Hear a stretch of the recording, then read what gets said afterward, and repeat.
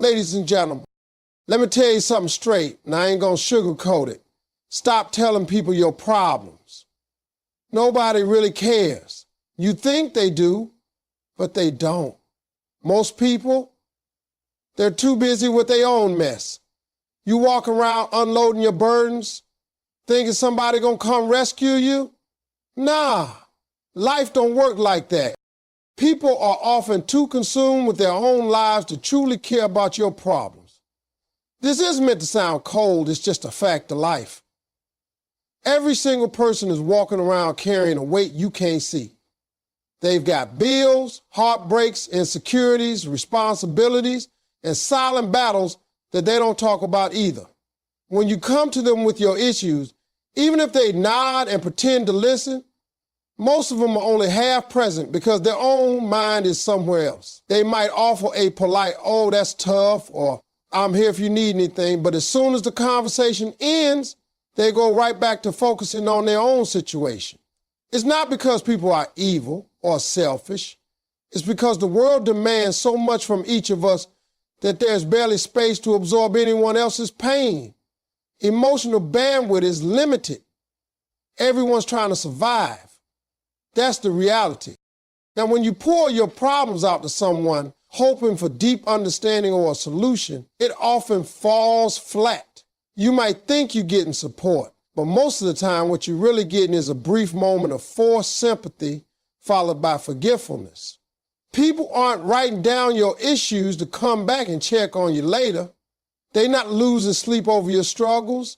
They go home and think about their own. So instead of expecting someone else to carry your load or walk you through the fire, you've got to understand that most people aren't built to be your emotional crutch.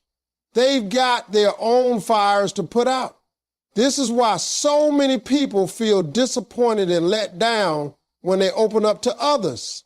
They expect empathy, but what they get is indifference disguised as concern. If you're always telling people your problem, eventually you become that person they avoid. They don't want to hear it. They won't say it to your face, but they'll label you as negative, draining, or weak. And that label sticks. Doesn't matter how good your heart is or how real your pain is. If you're constantly showing up with problems and never with solutions or resilience, people start to pull away. They don't want to be your therapist. They want light energy, inspiration, something that adds to their life, not subtracts from it. That's the harsh truth no one wants to talk about. You have to learn to be your own safe space. You have to learn to comfort yourself, build inner strength, and figure things out without expecting someone else to hold your hand through it all. This isn't about isolation. It's about self-reliance. The more you depend on people emotionally, the more you get disappointed. The more you expect someone to fix your pain, the longer you delay your healing. The strongest people you see, the ones who walk with calm and carry themselves with power. They've been through hell too, but they handled it silently. They cried alone, prayed alone, healed alone, and came back stronger because of it. They didn't go around broadcasting their problems, hoping someone would care enough to save them. They saved themselves because they knew no one else would. And once you realize that the world keeps turning, no matter how bad your day is, you stop looking for pity, you stop explaining yourself, you start moving forward with grit, knowing that the only person who can change your life is you. People will notice you when you win, not when you whine. So while everyone else is distracted with their own chaos, you have to become the one person in your life who shows up fully. You have to become the calm in your own storm. That's the beginning of true power. Venting to the wrong people can be dangerous. They might use your pain against you. When you share your problems with someone, you're handing them a part of your heart, your struggle, and your vulnerability. That might feel safe in the moment, especially if the person acts like they care, but you never truly know someone's intentions until pressure is applied. The truth is, Not everyone you talk to has your best interests at heart. Some people pretend to listen just to gather information, not to help you. They smile while you speak, but on the inside, they're already storing your weakness as a weapon. Maybe not for now, but later, when they're angry, insecure, jealous, or just bored, they might pull out what you shared in confidence and use it to tear you down. The people who thrive off gossip. And when you tell them about your struggles, they don't hear your pain. They hear a story to tell someone else. It's not safe to bleed around people who are looking for something to feed on. The world can be cruel that way. You might think you confide in a friend, but that friend might be someone who secretly enjoys seeing you struggle because it makes them feel strong. Your vulnerability can become entertainment for others, a topic in someone else's conversation, a twisted tale that doesn't even sound like the truth anymore once it passes through the mouths of a few people. That betrayal stings, especially when it comes from someone you trusted, someone who smiled at you while you were breaking inside.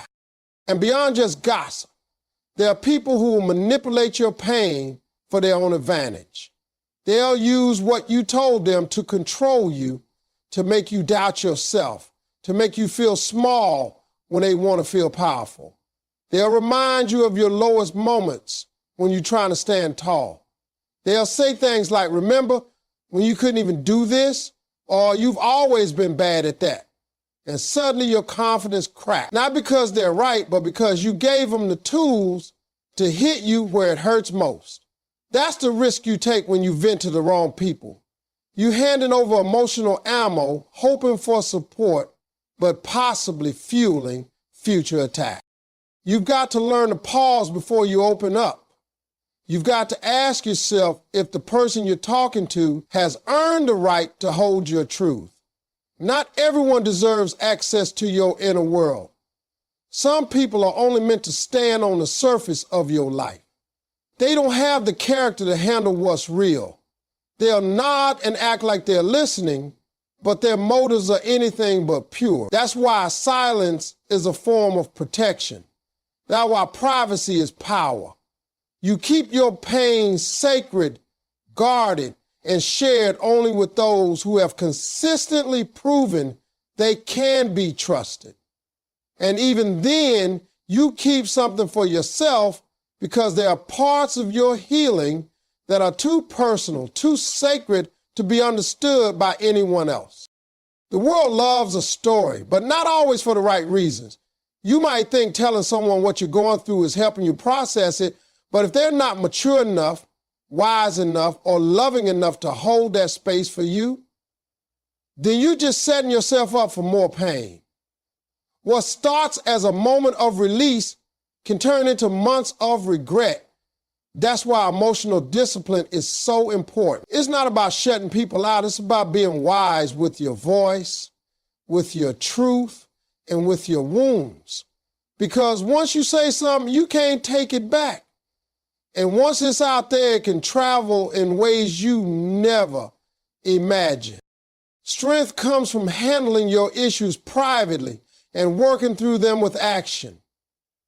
When life hits hard and everything around you feels unstable, your first instinct might be to cry out, to explain, to defend yourself, to seek comfort from someone else. For true power lies in what you do when nobody is watching, when there's no applause, no audience, and no reassurance. That's when your character is forged. It's easy to talk about your problems, to express frustration, to explain how unfair life has been. But that talk won't change anything. The struggle remains. What changes the situation is what you choose to do in response to it. Talking is easy, action is hard. Most people get stuck in the loop of complaining, explaining, and waiting. But the ones who rise, the ones who make it out, are the ones who channel that pain into motion. Handling your issues privately doesn't mean you deny your emotions or suppress what you feel. It means you learn to process those emotions without performing them for the world.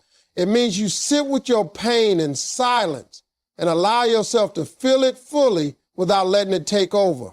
There is dignity in carrying your burdens with grace, not because you want to appear strong, but because you understand that not everyone is equipped to help you, and not every situation requires an explanation. The world doesn't need to know the details of your struggle. All it needs to see is the result of your perseverance. When you keep your process private, you protect your energy, you protect your peace, you give yourself the space to heal without judgment, without interference, and without pressure. Working through your issues with action means waking up every day and doing the hard things, even when you don't feel like it. It means showing up for yourself consistently, even when no one else shows up for you. It means turning your setbacks into fuel, using them as a reason to push harder, not to quit.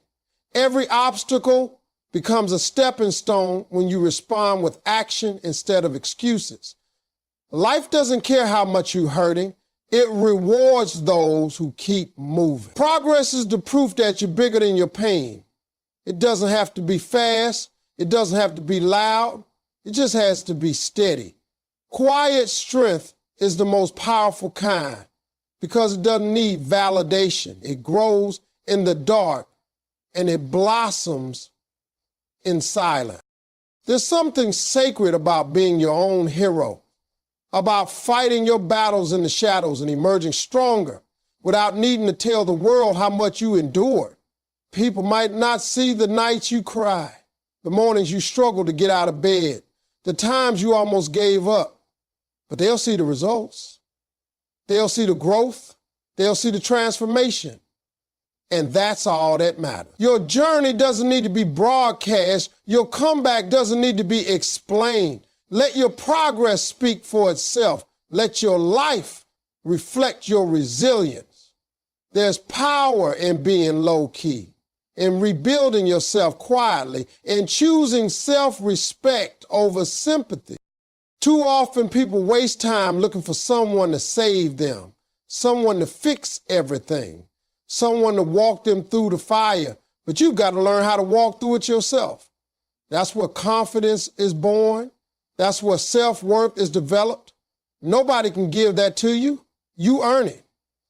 You earn it by doing the work, by taking control of your own healing, by refusing to let pain define you. Every time you choose discipline over distraction, effort over excuse, faith over fear, you get stronger. Not just emotionally, but spiritually. You build endurance, you develop grit, and slowly, without realizing it, you become the kind of person who doesn't break easily anymore. The world respects results, not excuses or complaints. In the end, people don't really care what you went through. They care about what you overcame. They don't listen to stories of why it didn't work out. They pay attention when you make it work despite everything. That's the difference between sympathy and respect. You can get sympathy for a while when you talk about your pain, but it fades. Respect lasts, and it comes from what you produce, not what you suffer. You may have every reason to be tired, every right to be frustrated, every justification for your delay, but none of that changes the outcome. All that matters in the world's eyes is whether you deliver. The moment you stop producing, the moment you stop growing, the world keeps moving. Nobody hits pause for your problems. Nobody rewinds the clock so you can catch up. Time doesn't wait, and neither do opportunities. People may nod when you share your problems. They might say they understand, but the truth is they're watching to see what you do next. They want to see whether you'll keep going or whether you'll fold under pressure. They want to see if you're the kind of person who makes excuses or the kind who finds solutions. The moment you show up with results, everything changes. Doors open. Conversations shift. You go from being pitied to being respected because action has power and success silences doubt. That's why it's important not to waste time explaining your pain. Channel that energy into building something that speaks louder than your story. Build something that can't be ignored. Let your life become the proof that you didn't give up. That's how you gain respect. Not by begging for it, not by complaining for it, but by earning it. Excuses may feel good in the moment. They protect your ego. They give you a reason to justify failure, but they don't move you forward. They don't change your situation. They don't help you grow. Every time you make an excuse, you trade your power for comfort. You give away control of your outcome. And once you make one excuse, it gets easier to make the next one. Eventually, excuses become a habit, and habits become your identity. You become the person who always has a reason but never has a result. And that person gets left behind. That person watches others succeed and feels bitter. That person blames the world instead of doing the work. But you're not that person. You don't want to be remembered for what held you back. You want to be remembered for what you pushed through. The truth is, every person who's ever achieved something meaningful had 100 reasons to quit.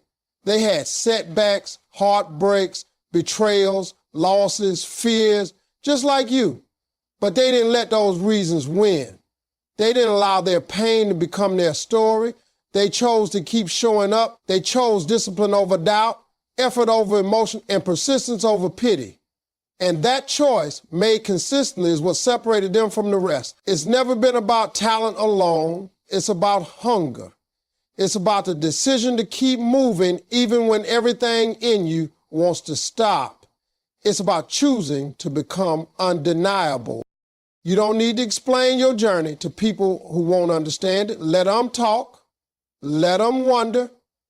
Let them make their assumptions. Your focus should be on the result. Because once they see the results, they'll have no choice but to respect the process. You don't have to argue with people who doubted you. You don't have to convince them that your pain was real. Just show them what you built from it. Show them what you turned it into. That's louder than anything you could ever say. That's the real message. Silence and discipline in hardship earn more power than public sympathy. In a world that constantly urges people to share everything, to post every emotion, to vent every pain, it takes real strength to be quiet. Not because you have nothing to say, but because you've learned that growth happens in silence. There's a different kind of strength in not announcing your battles, in not broadcasting your struggle. When life hits hard, the natural instinct is to cry out, to let the world know how unfair things are, to hope someone will hear and come rushing in with help. But most of the time, no one is coming. People might offer words, they might give temporary attention, but they're not staying long. They have their own lives to manage. The truth is, sympathy may comfort your feelings, but it doesn't change your reality. What does change things is discipline. Doing what needs to be done, even when your heart is heavy and your path is unclear. When you choose silence over noise, you shift the focus inward. You begin to build resilience, one decision at a time. You stop depending on validation from the outside, and instead you become your own compass. That doesn't mean ignoring your emotions. It means you process them without letting them dictate your behavior. While others are looking for someone to blame or waiting for someone to rescue them, you're taking quiet steps forward. And those steps, no matter how small, create momentum. They give you strength that can't be faked, confidence that doesn't come from applause, but from knowing you showed up for yourself. Discipline is the bridge between pain and power. It's the act of doing the right thing, especially when it's the hardest thing. When you're hurting, the easy path is to shut down, to give up, to distract yourself with comfort. But discipline demands the opposite. It demands that you keep moving, that you hold yourself accountable, that you refuse to become a victim of your own pain. And when you pair that discipline with silence, you become unstoppable. Because now, you're not wasting energy explaining yourself to people who don't understand. You're not giving away your power trying to be heard.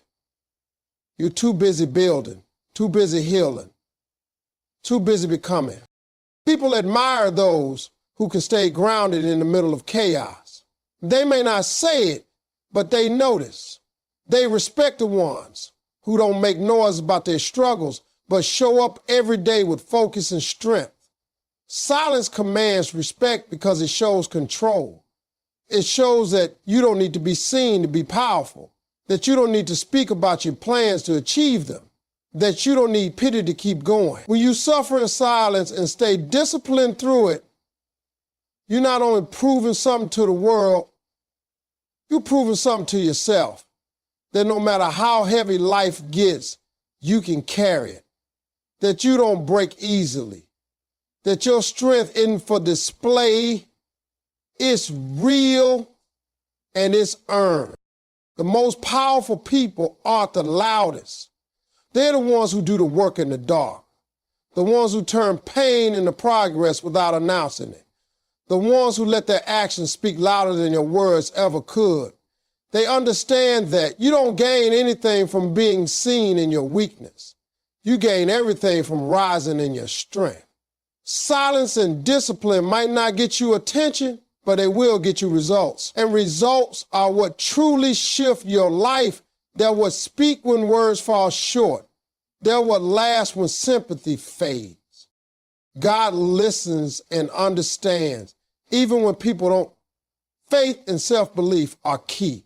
In this world, you'll find yourself in moments where no one gets you, where no one understands the depth of what you're going through. You might try to explain, to reach out, to open your heart, and yet all you receive in return is silence, blank stares, or shallow responses. It's one of the loneliest feelings, to hurt and not be heard, to struggle and not be seen. But those are the exact moments when your connection to God and your belief in yourself become everything.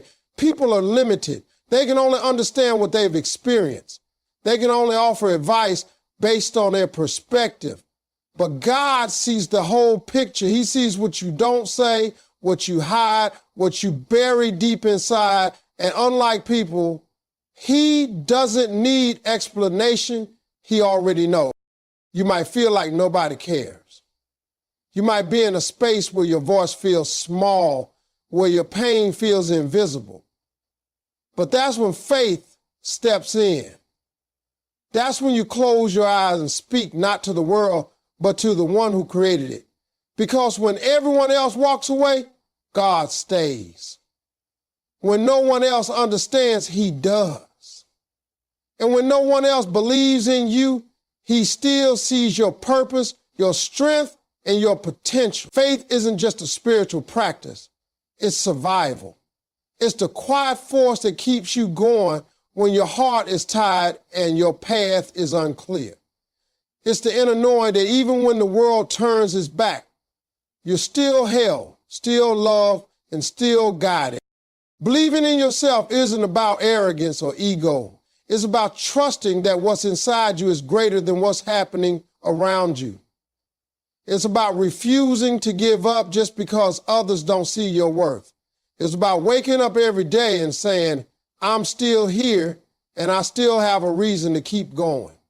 That belief has to come from within, because waiting for others to believe in you will only keep you stuck. People will doubt you, misunderstand you, criticize you, or ignore you. But their opinion doesn't define your destiny. God placed something inside of you that no one else has, and that means your path isn't supposed to make sense to everyone. It's only supposed to make sense to you and the one who designed it. When life feels heavy, when your problems feel too big to carry alone, that's when you go inward. You pray, you reflect, you listen. You find strength in silence, clarity in solitude, and hope in faith. You remind yourself that you're not walking through this life alone. Even if no one's holding your hand, God is still guiding your steps. Even if no one cheers for you, He's still working behind the scenes. Your prayers don't go unheard. Your tears don't go unseen. And the fight you're in is not without purpose. Every setback, Every hardship, every dark moment is shaping you, strengthening you, preparing you, and that process doesn't need to be visible to anyone else for it to be real. Self-belief means deciding that you are worthy of better, even when nothing around you reflects it yet. It means believing in the outcome before you see the evidence. It means choosing to move forward with faith, not fear. And faith isn't always loud. Sometimes it's just a whisper. Keep going. That whisper can carry you through storms that would have drowned you without it. That whisper, backed by God's presence and your own belief, is more powerful than 1,000 opinions. It's what fuels quiet comebacks, private victories, and personal breakthroughs. When you stop needing others to understand and start trusting that God already does, everything begins to shift. You no longer beg for support. You no longer wait for permission. You just walk by faith, not by sight, knowing that you're built for more and destined for greater.